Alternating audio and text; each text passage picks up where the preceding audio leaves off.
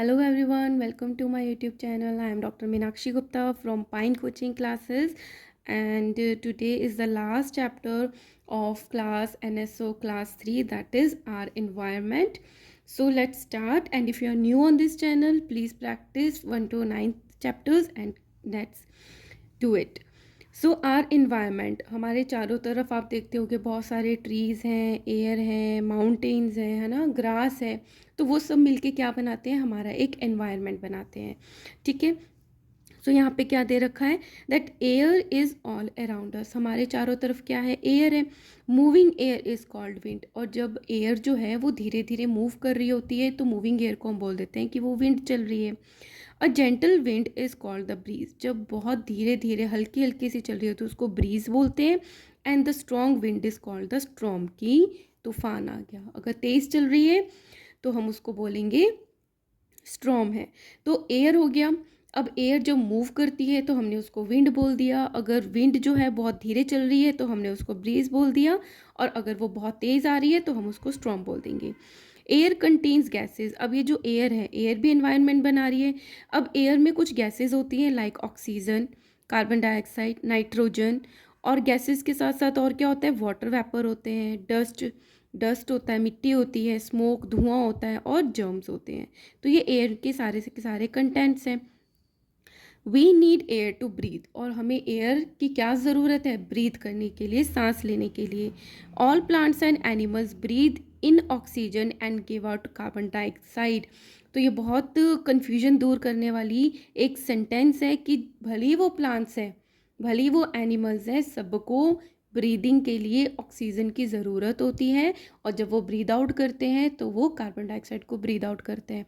But आपने पढ़ा होगा कि जो प्लांट्स हैं वो तो ऑक्सीजन देते हैं और कार्बन डाइऑक्साइड लेते हैं। तो ओनली ये तब होता है जब वो फोटोसिंथेसिस करते हैं, जब वो सनलाइट के प्रेजेंस में अपना फूड बना रहे होते हैं। उस टाइम पे ड्यूरिंग फोटोसिंथेसिस वो क्या करते हैं, कार्बन डाइऑक्साइड को लेके फूड बनाते हैं और ऑक्सीजन को रिलीज़ करते हैं। अदरवाइज अगर ब्रीदिंग की बात करते हैं तो वो ऑक्सीजन ही लेते हैं और कार्बन डाइऑक्साइड छोड़ते हैं। सो photosynthesis in plants and breathing in animals during day time. तो जब फोटोसिंथेसिस भी डे टाइम पे होता है और ब्रीदिंग जो हो रही है एनिमल्स की वो भी डे टाइम पे है। तो क्या कह रहे हैं, ये जो प्लांट है, प्लांट ने ऑक्सीजन रिलीज़ की फोटोसिंथेसिस के टाइम पे, वो ह्यूमन ने ली, फिर ह्यूमन ने कार्बन डाइऑक्साइड छोड़ी। और सन की प्रेजेंस में ही, सनलाइट की प्रेजेंस में ही प्लांट फोटोसिंथेसिस करते हैं तो कार्बन डाइऑक्साइड को यूज़ कर लेते हैं। ठीक है। और जब रात होती है, during night breathing in plants, तो जब रात है तो भले ही वो ह्यूमन है या प्लांट है, दोनों के दोनों ऑक्सीजन को अंदर लेते हैं और प्लांट भी कार्बन डाइऑक्साइड रिलीज़ करते हैं, और जो ह्यूमंस हैं या एनिमल्स हैं वो भी कार्बन डाइऑक्साइड को ही रिलीज़ करते हैं। So breathing in plants and animals during night, तो ये डिफरेंस है। होपफुली आपका कन्फ्यूजन दूर हो गया होगा। So water continuously moves between water bodies, atmosphere and land by the process of water cycle। तो हम अपने environment की बात कर रहे हैं, तो एक तो हो गया, उसमें एक पार्ट हो गया हमारा एयर का।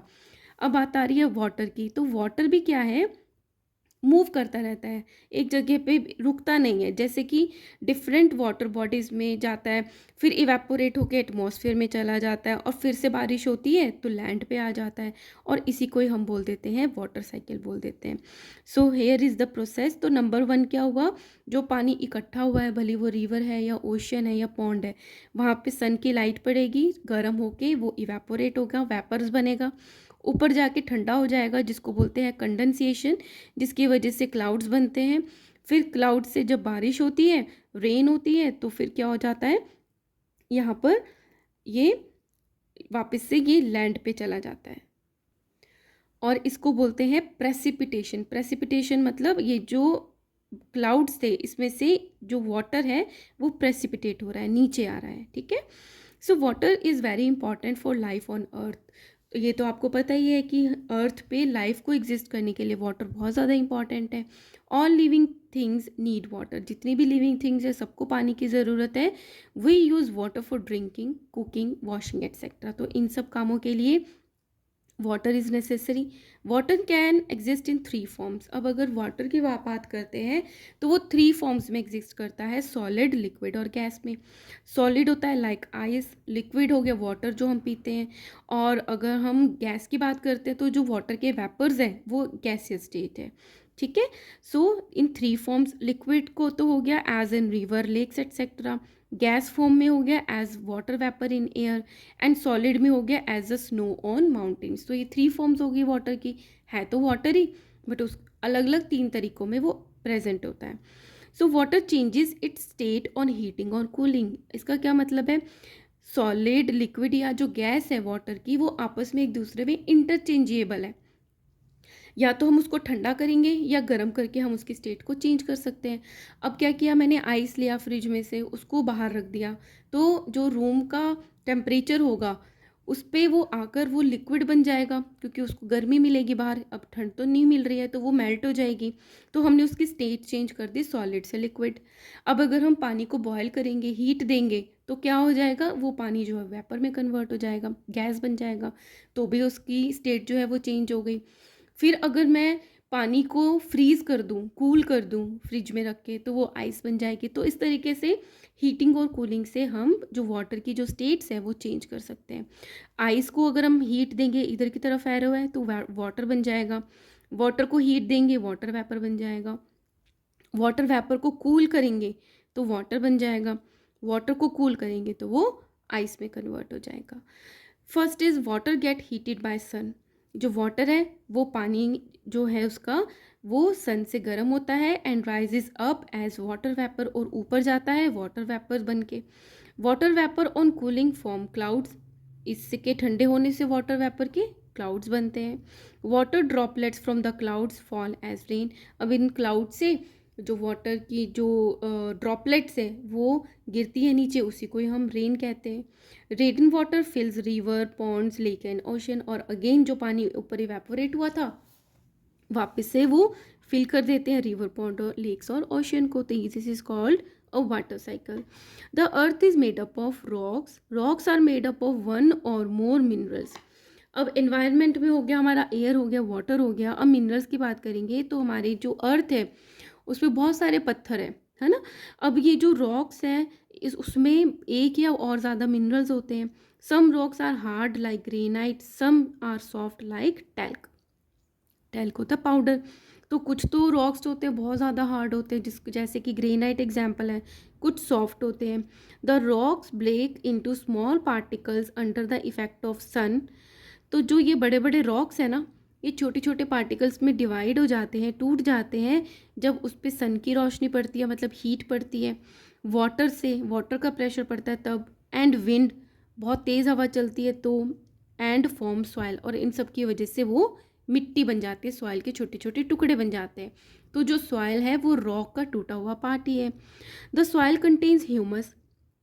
अब क्या है कि जो सॉइल होती है उसमें ह्यूमस होते हैं, ग्रेवल लार्ज स्टोन्स होते हैं, सैंड स्मॉल पार्टिकल्स होते हैं, and clay very fine particle. Humus होती है कि जैसे कोई डेड एनिमल या डेड प्लांट है उसके पार्टिकल्स सॉइल में होते हैं, बड़े बड़े स्टोन्स होते हैं, उससे छोटे स्टोन्स होते हैं, और एक बहुत ही छोटे फाइन पार्टिकल्स होते हैं उनको क्ले बोलते हैं, वो भी प्रेजेंट होते हैं।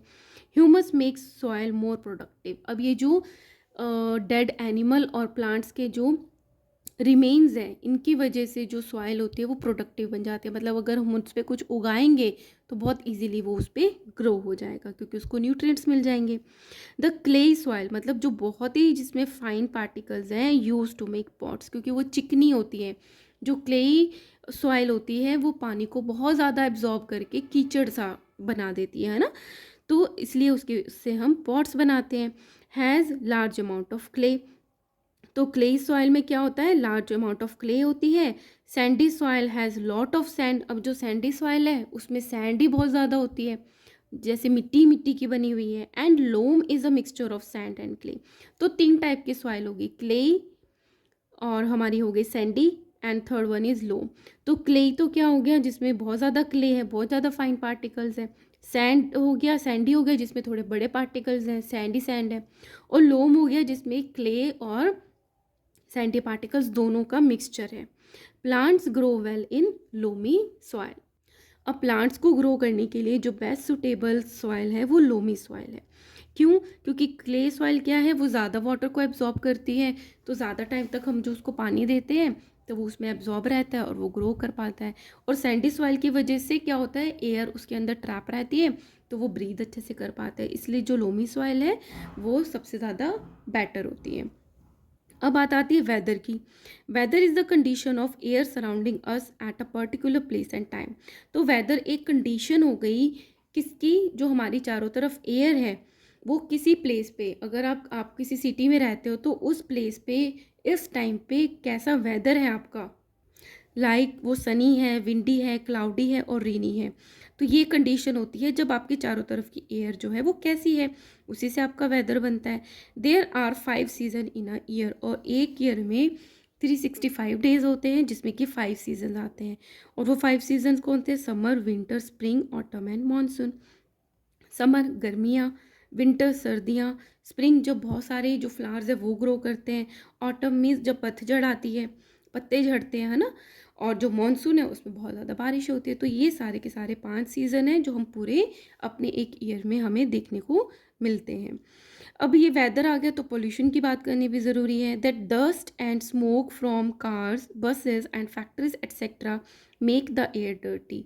अब ये जो स्मोक है, जो हमारे व्हीकल्स हैं, कार, बसेस और जो हमारी फैक्ट्रीज़ है, उनसे जो स्मोक आता है उससे जो एयर है वो डर्टी हो जाती है।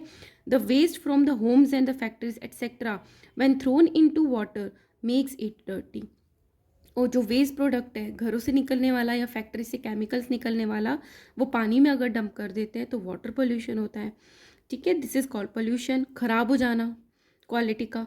सो polluted air and water can be harmful for the plants and animals. तो ये both of us, for plants and animal, दोनों के लिए बहुत ज़्यादा हार्मफुल है क्योंकि इसमें केमिकल्स भी होते हैं और बहुत ज़्यादा मतलब वेस्ट होता है जो रिक्वायर्ड नहीं होता और हार्मफुल हो सकता है, right? So here we have completed this 10th chapter theory. In next video we will start with practice questions. Thank you so much.